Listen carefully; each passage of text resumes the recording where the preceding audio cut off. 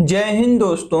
आज की यह वीडियो हम सभी यूपीएससी एस्पिरेंट के लिए काफी हेल्पफुल होने वाली है, क्योंकि आज के इस वीडियो के अंदर मैं एक ऐसे इंपॉर्टेंट टॉपिक के ऊपर डिस्कस करने वाला हूं जिससे रिलेटेड सभी यूपीएससी एस्पिरेंट के मन में डाउट होता है, और वो टॉपिक है करंट अफेयर्स। जी हाँ दोस्तों, आज के इस वीडियो के अंदर हम करंट अफेयर्स रिलेटेड जो भी हमारे मन में डाउट होते हैं उन सब के बारे में डिस्कस करेंगे, जैसे कि करंट अफेयर हमें कहाँ से पढ़ना चाहिए, करंट अफेयर का क्या इंपॉर्टेंस होता है, करंट अफेयर में हमें क्या क्या पढ़ना है, करंट अफेयर हमें कब से कब तक का पढ़ना है। ऐसे ही कुछ जो हमारे मन में इंपॉर्टेंट डाउट होते हैं इससे रिलेटेड हम इन सब के बारे में डिटेल में डिस्कस करेंगे। तो अगर आपके मन में भी करंट अफेयर को लेके कुछ डाउट है तो आप भी इस वीडियो को लास्ट तक देखें ताकि आपका वो डाउट दूर हो पाए। तो चलिए दोस्तों, वीडियो को बहुत लंबा नहीं करते हैं और इसके बारे में डिटेल में डिस्कस करते हैं।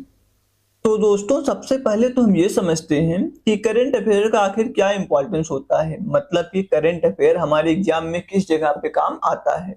तो दोस्तों, अगर हम एग्जाम की बात करें तो करंट अफेयर प्रीलिम्स में भी हेल्पफुल होता है, मेंस में भी हेल्पफुल होता है, साथ साथ इंटरव्यू में भी हेल्पफुल होता है।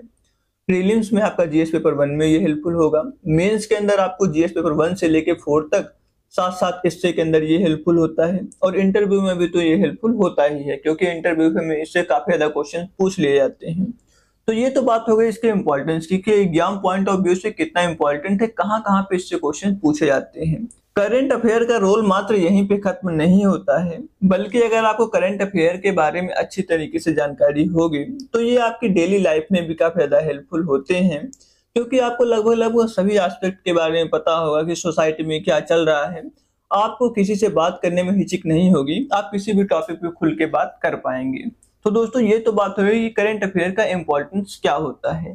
तो दोस्तों, ये तो एक पॉइंट हो गया। अब हम दूसरे पॉइंट के ऊपर बात करते हैं कि हमें करंट अफेयर कहाँ से पढ़ना है। तो दोस्तों, करंट अफेयर पढ़ने के लिए हमारे पास काफी ज्यादा सोर्सेज हैं, जैसे कि आप इसको न्यूज़पेपर के थ्रू फॉलो कर सकते हैं, आप इसको मंथली मैगजीन के थ्रू फॉलो कर सकते हैं, काफी ज्यादा ऑनलाइन सोर्सेज हैं, आप इसको वहां से कवर कर सकते हैं। साथ साथ आप कंपाइलेशन भी देख सकते हैं, जैसे कि पीटी 365, आप इन सोर्सेज से इसको कवर कर सकते हैं। बट अगर मैं बेस्ट सोर्स की बात करूं तो बेस्ट सोर्स है न्यूज़पेपर।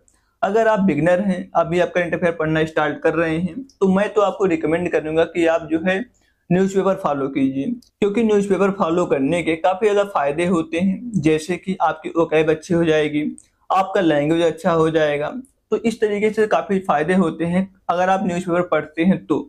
साथ ही साथ अगर आप यहाँ पे अगर आपको टाइम सेव करना है तो आप जो है मैगजीन फॉलो कर सकते हैं, क्योंकि वहां पे चीजें जो इंपॉर्टेंट होती हैं वो आपको एक जगह दे दी जाती हैं।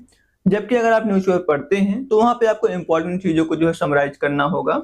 तो ये यहाँ पे आपको दोनों एस्पेक्ट हैं। अगर आपको खुद से करना है तो आप न्यूज़पेपर फॉलो कीजिए, अगर आपको चीजें बनी बनाई चाहिए तो आप किसी भी जो है कोचिंग का मैगजीन फॉलो कर सकते हैं। दोस्तों, जैसा कि हम सब जानते हैं कि किसी भी सब्जेक्ट को पढ़ने का बेस्ट तरीका होता है कि आप उससे रिलेटेड जो प्रीवियस ईयर में क्वेश्चन पूछे गए हैं आप उसको साथ साथ सॉल्व करते जाइए। उससे आपको ये पता चलेगा कि आपका वो सब्जेक्ट कितनी अच्छी तरीके से प्रिपेयर हुई है। तो इसी सब को ध्यान में रखते हुए मैं आपको एक बुक रिकमेंड करना चाहूंगा। दोस्तों, ओसवाल बुक की तरफ से एक ऐसी बुक आती है ऑब्जेक्टिव जनरल नॉलेज की। इसके अंदर आपको यूपीएससी एग्जाम से रिलेटेड, स्टेट पीसीएस एग्जाम से रिलेटेड, रेलवे एग्जाम से रिलेटेड, बैंकिंग एग्जाम से रिलेटेड, ऐसे सभी एग्जाम से रिलेटेड प्रीवियस ईयर में जो क्वेश्चन पूछे गए हैं वो क्वेश्चन देखने को मिल जाते हैं, साथ साथ उसका आपको आंसर देखने को मिल जाएगा। बेस्ट पार्ट ये है कि ये जो 2024-2025 के लिए जो लेटेस्ट वर्जन है वो ये है, मतलब कि जो भी एग्जाम 2024-2025 में आने वाले हैं अभी, उसके लिए काफी ज्यादा इंपॉर्टेंट ये होने वाली है। इसके अंदर मैं आपको कुछ चीजें दिखा देता हूं ताकि आपको इसके बारे में काफी अच्छी तरीके से आइडिया लग जाए। तो दोस्तों, अगर हम इसके अंदर सब्जेक्ट की बात करें तो आपको इसके अंदर हिस्ट्री के क्वेश्चन देखने को मिल जाएंगे, जियोग्राफी के क्वेश्चन देखने को मिल जाएंगे, इंडियन इकोनॉमी के क्वेश्चन देखने को मिल जाएंगे, इंडियन पॉलिटी के क्वेश्चन देखने को मिल जाएंगे, इकोलॉजी एंड एनवायरनमेंट के क्वेश्चन देखने को मिल जाएंगे, साइंस एंड टेक्नोलॉजी के क्वेश्चन देखने को मिल जाएंगे। साथ साथ जो मिसलेनियस टॉपिक्स होते हैं आपको उसके क्वेश्चन देखने को इसके अंदर मिल जाते हैं। अगर नंबर ऑफ क्वेश्चन की बात करें तो हिस्ट्री से आपको 1610 क्वेश्चन देखने को मिलते हैं, जियोग्राफी से 1691 क्वेश्चन देखने को मिलते हैं, पॉलिटी से आपको 848 क्वेश्चन देखने को मिलते हैं। इसी तरीके से सभी सब्जेक्ट का क्वेश्चन आपको यहाँ पे देखने को मिलता है। टोटल नंबर ऑफ क्वेश्चन इसके अंदर जो दिए गए हैं वो है 7965 क्वेश्चन। अगर हम एग्जाम की बात करें तो आपको इसके अंदर यूपीएससी एग्जाम का क्वेश्चन देखने को मिलता है, स्टेट पीसीएस एग्जाम का क्वेश्चन देखने को मिलता है, एनडीए एग्जाम का क्वेश्चन देखने को मिलता है, सीडीएस एग्जाम का क्वेश्चन देखने को मिलता है, और भी जो यूजीसी नेट का एग्जाम होता है, ईपीएफओ का एग्जाम होता है, एलआईसी एडीओ का एग्जाम होता है, एससीआरए का एग्जाम होता है। ये आपको सभी एग्जाम के क्वेश्चन इसके अंदर देखने को मिल जाएंगे। क्वेश्चन किस तरीके से गिवन है इसके बारे में थोड़ा सा देख लेते हैं। जैसे दोस्तों मान लीजिए आप यहाँ पे हिस्ट्री पढ़ रहे हैं, तो हिस्ट्री के अंदर सबसे पहले आपको यूपीएससी का क्वेश्चन देखने को मिलेगा 2024 से लेकर 2014 तक, मतलब प्रीवियस 10 ईयर में जो भी क्वेश्चन पूछे गए हैं आपको सबसे पहले वो देखने को मिलते हैं। उसके बाद आपको एनडीए के एग्जाम के क्वेश्चन देखने को मिलते हैं 2024 से लेकर 2014 तक, मतलब प्रीवियस 10 ईयर में जो भी क्वेश्चन पूछे गए हैं आपको देखने को यहाँ पे मिल जाते हैं। इसके बाद आपको सीडीएस एग्जाम के क्वेश्चन देखने को मिलते हैं। इसके बाद आपको जो और भी एग्जाम है जैसे कि यूपी पीसीएस एग्जाम का जो भी क्वेश्चन है वो आपको यहाँ पे देखने को मिल जाता है। इसी तरीके से बिहार पीसीएस एग्जाम का क्वेश्चन देखने को मिल जाएगा, रेलवे एग्जाम का क्वेश्चन देखने को मिल जाएगा, और भी जो भी एग्जाम है सभी के क्वेश्चन आपको यहाँ पे देखने को मिल जाएंगे। बेस्ट पार्ट क्या है कि आपको इसी बुक के अंदर इन सभी क्वेश्चंस के आंसर भी देखने को मिलते हैं, साथ साथ उनका एक्सप्लेनेशन भी देखने को मिलता है।